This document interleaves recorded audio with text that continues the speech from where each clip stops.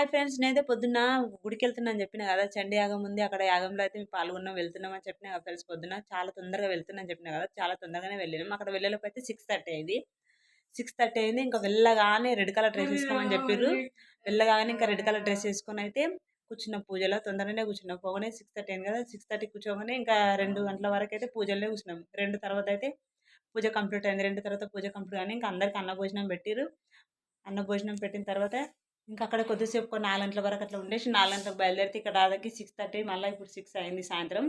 ఇప్పుడు వచ్చినాం. వచ్చేసి ఇంకా ఇంట్లో కొంచెం పని అంతా ఉండేదా చేసుకొని ఇంకా అన్నం తినేసినాం ఫ్రెండ్స్. ఇప్పుడే వేడి వేడి అనుకుని కొంచెం అన్నం తిన్నాం. నేను చెప్పినా కదా అక్కడ వీడియో తీయడం కుదిరితే వీడియో తీస్తా, లేకుంటే తీయను. అక్కడైతే పోగానే ఫోన్లు తీసుకున్నారు, వీడియో తీయనియలేరు. అందుకోసం నేనైతే అక్కడ వెళ్ళినప్పుడు వీడియో అయితే తీయలేను. కానీ అమ్మ నేనైతే రెడ్ కలర్ డ్రెస్ వేసుకున్నాను.